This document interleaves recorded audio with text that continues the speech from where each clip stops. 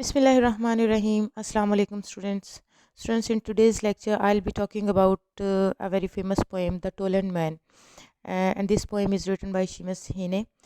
Students, this poem is a little bit complicated. So, before going through the poem, you must know about the poet little bit and the context of the poem as well. So, students, let's talk about the poet first. Seamus Heaney was an Irish poet, and he was also a playwright and translator. And he was born in April 1939 in Derry City, Northern Ireland. Ireland. Students, Heaney grew up as a country boy and attended local primary school. और इसके बाद जो है Saint Joseph school से Saint Joseph college से इन्होंने, जो कि बेलफास्ट में है, वहाँ से टीचिंग सर्टिफिकेट हासिल किया और वहीं पे एज ए इंग्लिश लेक्चरर जो है इन्होंने जॉब शुरू कर दी एज अ इंग्लिश टीचर. ठीक है, इन्होंने जॉब शुरू कर दी. और as far as his professional life is concerned, इन्होंने बेलफास्ट में, मैंने आपको बताया कि एज ए इंग्लिश टीचर जो है वो जॉब की, और ड्यूरिंग जॉब ही इन्होंने अपनी पोइट्री भी पब्लिश करवानी शुरू कर दी लोकल मैगजीन्स में. इनका जो फर्स्ट वॉल्यूम था पोएम्स का 1965 में पब्लिश हुआ और टाइटल था उसका 11 पोएम्स. और इसके एक साल बाद ही इनका बहुत ही famous work death of a naturalist शाया हुआ, उसको बहुत ज़्यादा फेम मिली. और उसके बाद जो है इन्होंने काफ़ी यूनिवर्सिटीज़ में, कॉलेजेस में एज ए लेक्चरर जो है वो जॉब करते रहे. और हार्वर्ड यूनिवर्सिटी और यूनिवर्सिटी ऑफ ऑक्सफोर्ड में एज ए प्रोफेसर भी इन्होंने सर्विस की. तो स्टूडेंट्स, ना सिर्फ इन्होंने पोइट्री लिखी बल्कि प्रोज भी लिखा. और eventually he won Nobel prize in literature 1995. तो स्टूडेंट्स, अगर हम इनकी पोइट्री की बात करें, इस poetry actually deals with the theme of nature, family and politics. इनकी जो पोइट्री है उसमें हमें पॉलिटिक्स जो है वो नज़र आती है, क्योंकि इन्होंने आयरलैंड के लोगों, नॉर्दर्न आयरलैंड के लोगों ने जिस तरह अपने फंडामेंटल राइट्स के लिए स्ट्रगल की और उसके लिए अपनी जानें दी, उन सब को ये देखता है अपने लोगों को जानें कुर्बान करते हुए. और फिर वो सारी सेक्रीफाइसेस हमें इनकी पोइट्री में नज़र आती हैं. So students, now let's talk about the poem.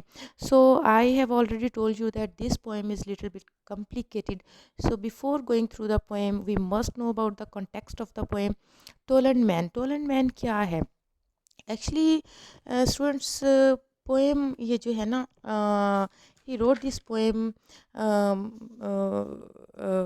in the context of very, you can say कि इसको हम देखें प्री हिस्टोरिक एक कॉन्टेक्स्ट है जिसको हम लोग इसमें इसकी पोएम में देखते हैं. This poem is inspired by a mummified body found in Denmark.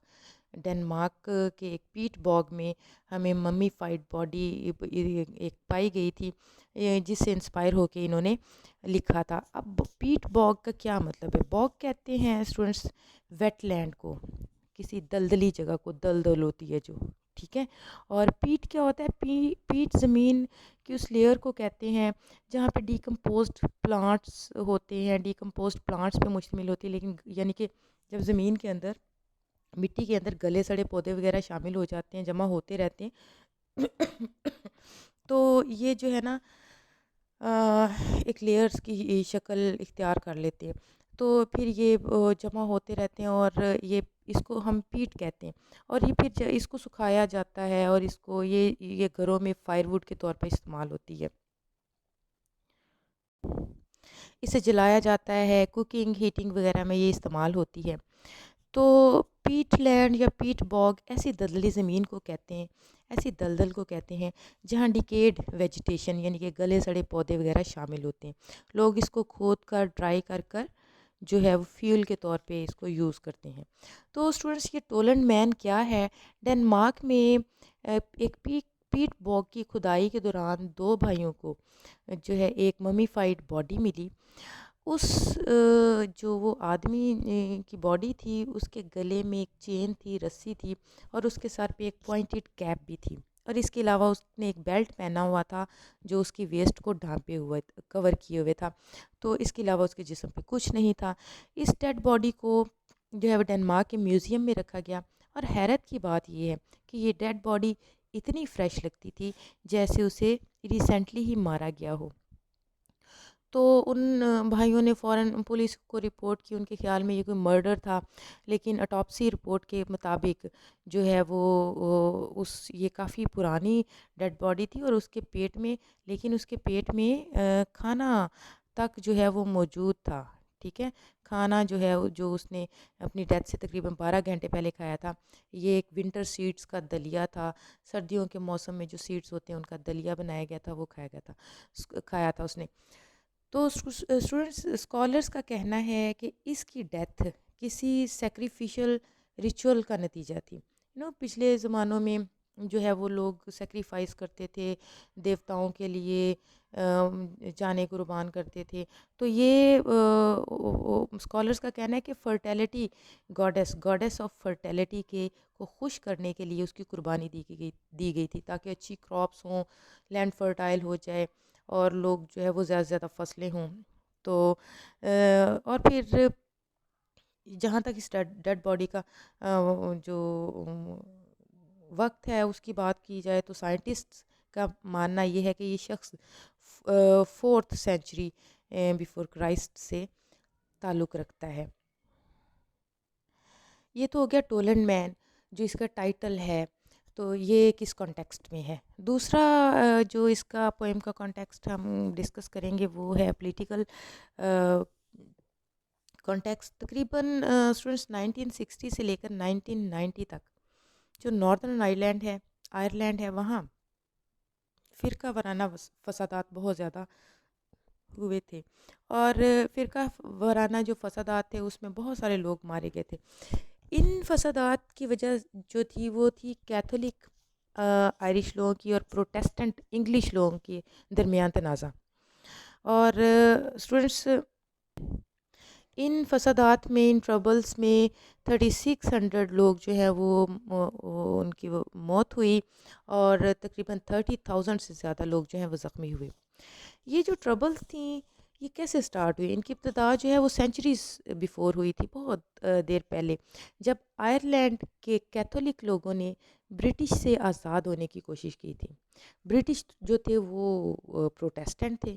تو 1921 میں جنگ ہوئی، یعنی کہ آئرلینڈ نے اپنی وار آف انڈیپینڈنس لڑی 1921 میں، اور آئرلینڈ جو ہے اس جنگ میں 2 حصوں میں تقسیم ہو گیا جنگ کے بعد، ٹھیک ہے۔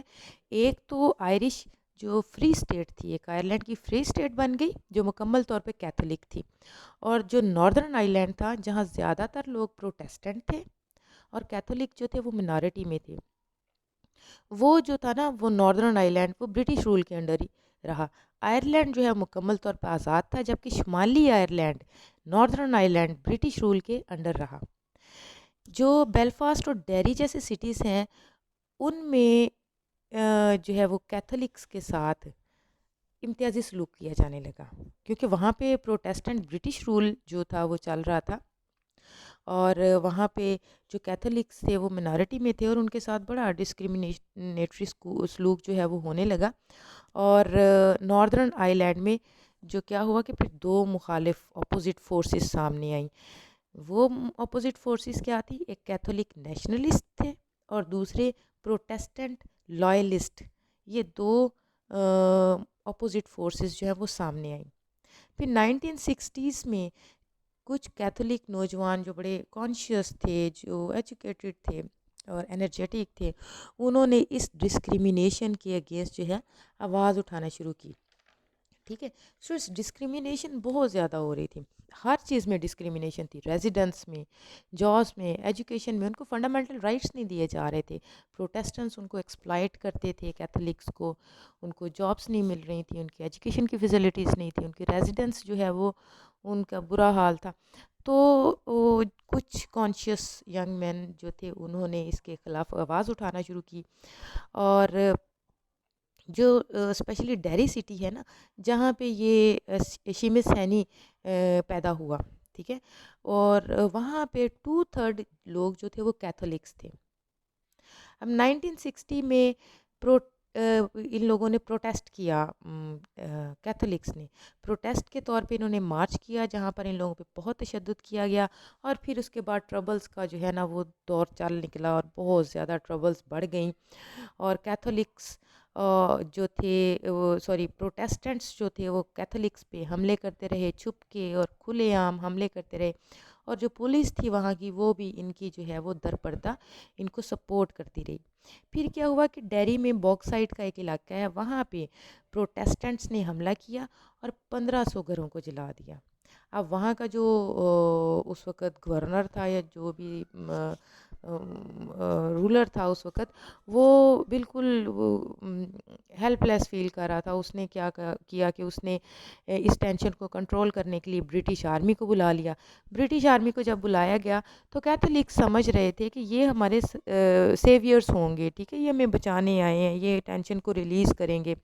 मगर उन्होंने आके क्या किया कि उन्होंने बहुत से कैथोलिक्स को ही मुश्तबा करार देकर उनकी गिरफ्तारियां शुरू कर दी, मतलब उन्हीं के अगेंस्ट जो है वो कार्रवाइयाँ शुरू कर दी। इस तरह बहुत ज़्यादा जुल्म सितम होता रहा। तो 1970s और 1980 और 1990s के दौरान नॉर्दर्न आयरलैंड में बहुत फसादात हुए जिसमें सैकड़ों शहरी हलाक हुए। तो शिव सैनी की जो पोएम्स हैं, जो उसकी पोइट्री है, प्रोज है, जो भी है, उसमें हमें ये इन ट्रबल्स का बहुत ज़्यादा जो है वो रिफ्लेक्शन मिलता है। तो अब हम टोल एंड मैन को स्टार्ट करेंगे तो आप देखेंगे कि इस पोएम में भी उस उनको इस पोएम में टोल एंड मैन को रिलेट किया गया है। एक हिस्टोरिकल फिगर को करंट इश्यूज़ के साथ रिलेट करके उसने जो है वो पोएम लिखी है। तो students, let's start the poem. Students, before going through the poem, I will tell you that Toland Man was published in Hines volume Wintering Out. इसका वॉल्यूम था Wintering Out, उसमें ये पब्लिश हुई and it has 3 parts and total 11 स्टैंसास। और rhyme scheme इसकी अगर हम देखें, it has irregular rhyme scheme. कहीं पे किस तरह का राइम यूज़ किया गया है, कहीं पे किसी तरह का यूज़ किया गया। तो स्टूडेंट्स, इसका पार्ट 1 का स्टांसा नंबर 1 हम देखेंगे। पोइट कहता है, some day I will go to Aarhus to see his पीट brown head, the mild pots of his IELTS, his pointed skin cap. कहता है some day I will go to Aarhus, किसी दिन मैं आरहस जाऊंगा, ज़रूर जाऊंगा, टू सी हिज पीट ब्राउन हेड, ताकि मैं उसका पीट ब्राउन जो है वो चेहरा देख सकूं, सर देख सकूं। मैंने आपको पीट के बारे में बताया। पीट क्या होता है कि जो डिकेड वेजिटेशन वो जमा होती रहती, गले सड़े पौधे, तो वो जो फिर वो गल सड़ की शक्ल इख्तियार कर लेते हैं ब्राउन से कलर की। तो चूँकि वो डेड बॉडी किसी पीट बॉग में मिली है, तो इसलिए उसका हेड जो है वो ब्राउन कलर का, उस पर पीट लगी हुई है, ठीक है। तो आरहस एक ऐसी जगह का नाम है, एक जगह का नाम है जो डेनमार्क में है, जो कि डेनमार्क का सेकंड लार्जेस्ट सिटी है। वहाँ पे एक म्यूज़ियम है, वहाँ पे टोलन मैन की बॉडी रखी गई है, ठीक है। अब ये पोइट वहाँ जाना चाहता है ताकि वो टोलन मैन की मम्मी को अप्रिशिएट कर सके। तो वो कहते हैं some day I will go to Aras to see his पीट brown head, the mild pores of his I leads, his pointed skin cap. उसकी आंखें जो पोर्ट्स की तरह फूली हुई हैं, ठीक है, उसकी आई लिड्स पोर्ट की तरह फूले हुए हैं, और उसके सर पे पॉइंटेड कैप है, स्किन की पॉइंटेड कैप है, यानी कि चमड़े की पॉइंटेड कैप है। अब उसके फीचर्स को डिस्कस कर रहे हैं। ये देखें कि वो साइंटिस्ट भी हैरान थे कि ये इतनी पुरानी मम्मी, इतनी पुरानी बॉडी है, लेकिन इसके फीचर्स इतने फ्रेश है। इसी वजह से ये बहुत ज़्यादा फेम हासिल कर गई मम्मी, क्योंकि इसके फीचर्स इतने फ्रेश थे कि ये जैसे इसका रिसेंटली मर्डर हुआ हो, तो उसके फीचर्स इतने विजिबल और इतने फ्रेश थे। तो उसके फीचर्स को डिस्कस करता है, उसकी स्वोलन आइज़ को, पॉइंटेड कैप को, ठीक है। तो यहाँ पे जो है आप साउंड जो है बार बार रिपीट होते हुए देखें, पीट ब्राउन, पॉट्स, पॉइंटेड कैप, ठीक है। तो ये साउंड जो है वो रिपीट हुई, एलिट्रेशन यहाँ पे उसने यूज़ की है।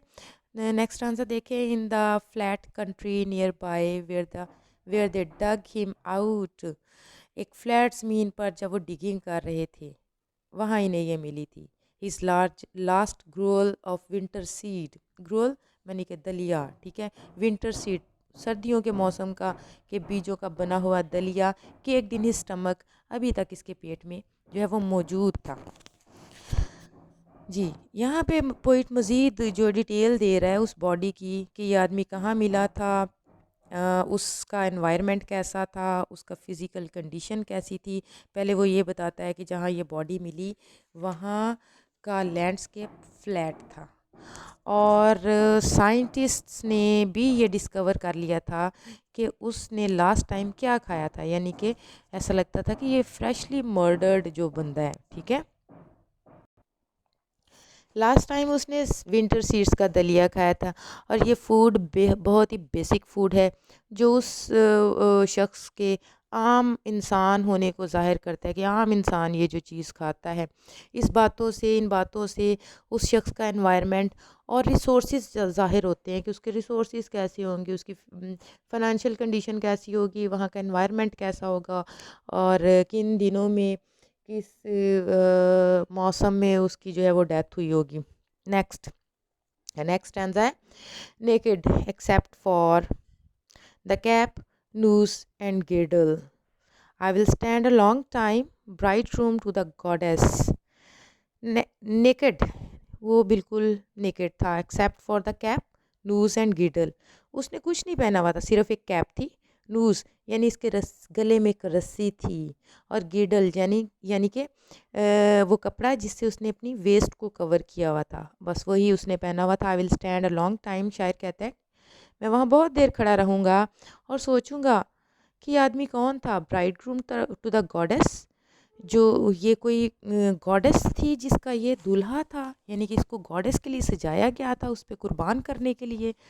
تو گاڈیس کے لیے جب بھی میں نے آپ کو سٹارٹ میں بتایا کہ اسکالرس کا بیلیو ہے کہ ٹولنڈ مین کو فرٹیلیٹی، گاڈیس آف فرٹیلیٹی پہ قربان کیا گیا تھا. اس کے لیے اس کی قربانی دی گئی تھی تاکہ جو ہے وہ فیئر ویدر جو ہے فیوریبل ہو، کراپس اچھی ہوں. تو جب بھی کسی کی قربانی دی جاتی تھی کسی گاڈس کے لیے تو اس کو خوب سجایا سنوارا جاتا تھا دولہے کی طرح. تو اس لیے کہا گیا ہے کہ برائٹ روم ٹو دا گاڈیس.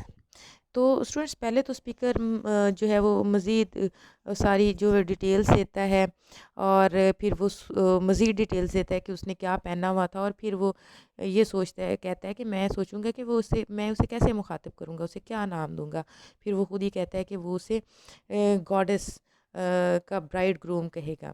لیکن اسٹوڈنٹس اس لائن میں ایمبیگوٹی پائی جاتی ہے، ٹھیک ہے. اس کے دو معنی ہو سکتے ہیں، یا تو اسپیکر خود کو برائڈ گروم آف گاڈیس کہہ رہا ہے کیونکہ سٹارٹ جیسے پوئم ہوتی ہے اسے لگتا ہے کہ پوئٹ کسی پلگریمیج پہ جانا چاہ رہا ہے، کسی زیارت پہ جانا چاہ رہا ہے.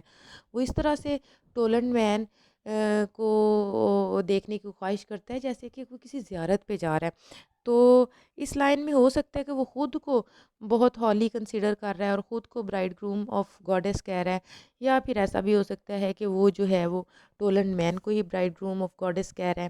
لیکن اسٹوڈنٹس نیکسٹ اسٹانزا میں یہ بات کلیئر ہو جاتی ہے کہ وہ گاڈیس کا برائڈ گروم جو ہے وہ ٹولنڈ مین کو ہی کہہ رہا ہے. اب ہم دیکھتے ہیں next اسٹانزا.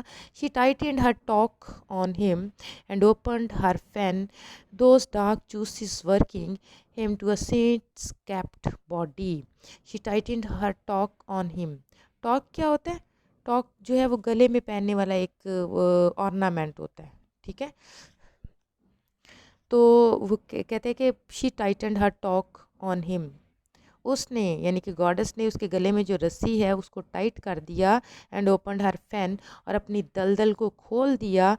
Those dark juices working, اور ڈارک جوسز نے پھر کام کیا working him to a saint kept body, اور اس کی باڈی کو سینٹس کی طرح پرزرو کر دیا، ٹھیک ہے.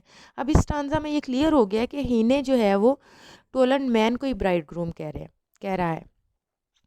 وہ ڈسکرائب کرتا ہے کہ کس طرح اس گاڈس نے اس آدمی کو قابو کیا. ٹاک کہتے ہیں اسٹوڈنٹس ایک آرنامنٹ کو جو گلے میں پہنا جاتا ہے. یہاں ہم کہہ سکتے ہیں کہ اس نے اس کے گلے میں پٹا ڈالا اور اسے ٹائٹ کر دیا. پھر اوپنڈ ہر فین مطلب دلدل کو کھول دیا. اب یہ فین اس زمین کی طرف اشارہ کر رہا ہے جہاں یہ باڈی ملی ہے، اس پیٹ باگ کی طرف اشارہ کر رہا ہے. وہاں کی زمین دلدلی تھی اس لیے اس کو فین کہا گیا ہے. اور پھر اس گاڈس نے کیا کیا کہ اس نے ڈارک جوسز کو یوز کیا اس کی باڈی کو پریزرو کرنے کے لیے. اس دلدلی زمین کے اندر جو سیاہ کیچڑ تھا اسے ڈارک جوسز کا نام دیا گیا ہے. ٹھیک ہے. پھر وہ اس کی پریزرویشن کو کمپیئر کرتا ہے سینٹس کے ساتھ. جس طرح دنیا میں سینٹس کے باڈی پارٹس کو پریزرو کیا جاتا ہے مقدس تبرکات کی طرح سے, اسی طرح سے وہ اس کو کمپیئر کر رہا ہے کہ اس کی باڈی کو گاڈیس آف فرٹیلیٹی نے اس طرح سے پریزرو کر دیا. Next, Trove of the turf cutters, honeycombed working, now his stained face reposes at Arhus. ٹراف کہتے ہیں ٹریئر کو, خزانے کو. ٹرف کٹرز گھاس کاٹنے والے. ٹھیک ہے. وہ جو گھاس کاٹنے والوں کے لیے یہ خزانہ تھا. ہنی کامڈ ورکنگ, ایسے لگتا تھا جیسے انہیں ہنی کامڈ یعنی کہ شہد کی مکھیوں کا چھتا مل گیا ہو جو شہد سے بھرا ہوا ہو, یعنی کہ خزانہ انہیں کوئی مل گیا ہو.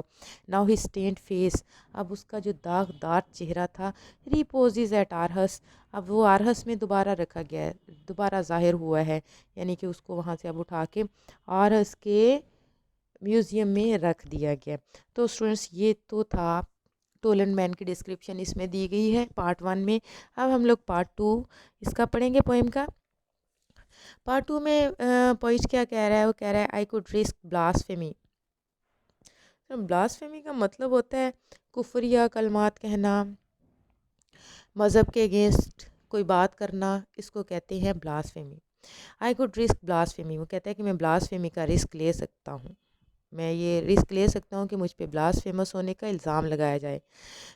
کنسیکریٹ دا کالڈرن بوگ, کنسیکریٹ کا مطلب ہوتا ہے سیکریڈ, کسی چیز کو ڈکلیئر کرنا, کسی چیز کو مبارک مقدس کہہ دینا. کالڈرن بوگ, کالڈرن کہتے ہیں دیگ کو, بوگ ٹھیک ہے وہ بوگ جو ہے اس زمین کو, دلدلی زمین کو, تو کہتے ہیں کالڈرن بوگ کو, میں اس کالڈرن بوگ کو, کالڈرن بوگ کہا گیا ہے اس دلدلی زمین کو جہاں سے یہ باڈی ملی ہے. کہتے ہیں اس کالڈرن بوگ کو میں مقدس کہہ سکتا ہوں, اور اس کے مجھ پہ اگر بلاسفیمی کا الزام لگتا ہے تو میں اس کا رسک لے سکتا ہوں. اس کے کیونکہ ظاہر ہے کرسچینٹی میں صرف چرچ کو ایک مقدس چیز تصور کیا جاتا ہے, تو اس کے علاوہ اگر کسی اور جگہ کو مقدس آپ قرار دے دو گے تو اس بلاسفیمی کے زمرے میں آ جائے گا. تو وہ کہتے ہیں اگر چرچ جہاں پہ مذہب کے نام پہ قربانیاں لی جاتی ہیں, اس سے بہتر ہے کہ میں اس کالڈرن بوگ کو کنسیڈر کروں سیکریڈ, جہاں پہ قربانیاں دینے والے مل رہے ہیں. ٹھیک ہے, تو میں اس کو کنسیڈر کروں گا کہ یہ جو کالڈرن بوگ ہے یہ سیکریڈ ہے, اور اس کے لیے مجھ پہ بلاسفیمی کا اگر الزام لگتا ہے تو لگنے دو. آور ہولی گراؤنڈ اینڈ پرے ہم ٹو میک جرمینیٹ, اور یہ ہماری مقدس زمین, اس کے لیے میں دعا کرتا ہوں کہ اس شخص کی جو قربانی ہے اس کو جو ہے وہ جرمینیٹ ہو, یہ اس سے جو ہے وہ مزید یہ پھلے پھولے, اس کی قربانی کی وجہ سے ہی ہماری زمین پہ جرمینیشن ہو رہی ہے, اس لیے میں اس کو دعا دیتا ہوں. اب یہ جو سٹینسا ہے یہ بڑی سٹرائکنگ سٹیٹمنٹ کے ساتھ سٹارٹ ہو رہا ہے. شاعر یہ کہتے ہیں کہ وہ بلاسفیمی کا رسک لے سکتا ہے, وہ چرچ کے رولز کے خلاف جانے کو بھی تیار ہے, کیونکہ وہ اس کے خیال میں یہ کالڈرن بوگ جو ہے وہ زیادہ سیکریڈ ہے اس چرچ سے زیادہ جہاں پہ مذہب کے نام پہ قربانیاں لی جاتی ہیں, بلکہ یہ جگہ زیادہ امپورٹنٹ ہے, سیکریڈ ہے, جہاں پہ قربانیاں دیے جانے والے پائے جا رہے ہیں. نیکسٹ ہم لوگ دیکھتے ہیں stanza. The scattered ambushed flesh of labourers stockinged corpses laid out in the farmyards یارڈس. اسکیٹرڈ بکھری ہوئی, ایمبشڈ کا مطلب ہوتا ہے بچوں چھپ کر کسی چیز پہ اٹیک کیا گیا ہو. تو فلیش آف لیبررز, فلیش کا مطلب ہوتا ہے گوشت, مزدوروں کا گوشت. اسٹاکنگڈ کارپسز, اسٹاکنگڈ ذخیرہ کی ہوئی, کارپسز لاشیں, lead out in the form yard کھیتوں میں پڑی ہوئی ہیں. اب سیکنڈ اسٹانزا میں مزید ڈیٹیل دی گئی ہے. اسپیکر اصل میں یہاں پہ جو ہے وہ ریلیٹ کر رہا ہے آئرلینڈ کی کہ آئرلینڈ کی ٹربلز کو ٹولنڈ مین کے ساتھ اب یہ ریلیٹ کیا جا رہا ہے. ٹھیک ہے، وہ سمپلی ڈنمارک کی زمین کو جہاں پر ٹولنڈ مین ملا ہے اس میں اور آئرلینڈ میں کمپیریزن کر رہے ہیں. میں نے شروع میں آپ لوگوں کو بتایا تھا کس طرح سے عام آدمی کا قتل و غارت ہوا، کیتھولکس کا، پروٹیسٹنٹس کے ہاتھوں جو استحصال ہوا، وہ سارا کچھ جو ہے وہ یہاں پہ ہمیں نظر آ رہا ہے. دونوں لینڈسکیپس جو ہیں ان میں ان کی جو لاسٹ باڈیز ہیں ان میں سملیرٹیز پائی جاتی ہے. ٹھیک ہے، وہ ٹولنڈ مین کی سیکریفائس کو آئرش پیپل کی سیکریفائس سے کمپیئر کر رہا ہے. جس طرح ٹولنڈ مین نے اپنی زمین کی خاطر، اپنی کمیونٹی کی خاطر گاڈس کے آگے قربانی دی، اسی طرح آئرش لوگوں نے اپنی مدر لینڈ کے لیے قربانی دی. اسی طرح ان کی لاشیں جو ہیں اسی طرح بکھری پڑی تھیں فارم یارڈس میں. Next, tell tale skin and teeth, کہانی سنانے والے دانت اور اسکن. فلیکنگ دا سلیپرس، سلیپرس کیا ہوتے ہیں؟ سلیپرس ہوتے ہیں جو ریلوے ٹریک کو سپورٹ کرنے کے لیے پٹری کے ساتھ لگائے جاتے ہیں، لکڑی کے بنے ہوئے ہوتے ہیں، ان کو سلیپرس کہتے ہیں. فلیکنگ کا مطلب ہوتا ہے نشان پڑنا، نشان ڈالنا. ٹھیک ہے، تو flecking the sleepers, tell tale skin and teeth, skin اور ٹیتھ جو کہانیاں سناتے ہیں، اور فلیکنگ دا سلیپرس، سلیپرس پہ نشان ڈالتے ہوئے جاتے ہیں. اور 4 ینگ بردرز، 4 نوجوان بھائیوں کی یہ ڈیڈ باڈیز ہیں، اور ٹریلڈ جن کو گھسیٹا گیا for miles along the lines. ٹھیک ہے، لائنوں کے ساتھ میلوں تک. یہ ناردرن آئرلینڈ میں ہونے والے ایک بہت ہی ظالمانہ واقعے کی طرف اشارہ کرتا ہے، جہاں 4 کیتھولک بھائیوں کو پروٹیسٹنٹس نے ظالمانہ طریقے سے مار دیا تھا، اور پھر ان کی ڈیڈ باڈیز کو ریلوے لائنز کے ساتھ سلیپرز پر گھسیٹا گیا تھا. یعنی کہ ایک پوری فیملی کو کی پوری جنریشن کو مار دیا گیا تھا. اب ان کو سلیپرز کے ساتھ ساتھ گھسیٹا گیا ٹرین کے ساتھ پٹڑی پر، تو ان کے ٹیتھ اور سکن جو ہیں وہ چھل گئی، اور ان کا گوشت ادڑ گیا، یہ سارا کچھ. تو نیکسٹ پارٹ 3 سٹارٹ ہو جاتا ہے اسٹوڈنٹس. پارٹ 3 میں کہتا ہے something of his sad freedom, اس کی اداس آزادی میں سے کچھ. ایز ہی روڈ دا ٹمبرل، جب اس کو ٹمبرل میں اس نے سواری کی. ٹھیک ہے، روڈ رائڈ کی سیکنڈ فارم ٹمبرل کہتے ہیں اسٹوڈنٹس. ایک 2 پہیوں والی کارٹ، یعنی کہ چھکڑا گاڑی جو ہوتی ہے نا، اس کو ٹمبرل کہتے ہیں. Should come to me, driving should come to me, وہ جو ہے اس کو جو اس کی اداس آزادی میں سے جو فیلنگس تھی نا اس کے چہرے پر، جو وہ اس میں سے کچھ مجھ تک بھی آنا چاہیے تھیں، اور وہ مجھ تک آئیں. ڈرائیونگ، مجھے لے گئیں وہاں تک. سینگ دا نیمز، کہ میں ان ناموں کو پکاروں. ٹھیک ہے، اس کی اداس آزادی میں سے جب اس نے ٹمبرل میں سواری کی، کچھ فیلنگز کو مجھ تک آنا چاہیے تھا اور میرے تک آئیں، اور وہ اس کا اداسی کا احساس جو ہے مجھے اس احساس تک لے جاتا ہے، اس اداسی کے احساس تک لے جاتا ہے، اس فیلنگز تک لے جاتا ہے جو میرے اپنے لوگوں نے قربانیاں دیں، مجھے ان سوچوں تک لے جاتا ہے. اور پھر میں پکارتا ہوں وہ نام. کیا نام ہے؟ ٹولنڈ گروبل نیبل گارڈ. اب وہ شاعر کہتا ہے کہ پھر میرے ذہن میں یہ سارے نام آتے ہیں. واچنگ دا پوائنٹنگ ہینڈس، اور ان لوگوں کے میں پوائنٹنگ ہینڈس کو دیکھتا ہوں، اشارہ کرتے ہوئے ہاتھوں کو دیکھتا ہوں. کنٹری پیپل، ملک کے لوگوں کے. ناٹ نوئنگ دیئر ٹنگ، ان کی زبان نہیں جانتا.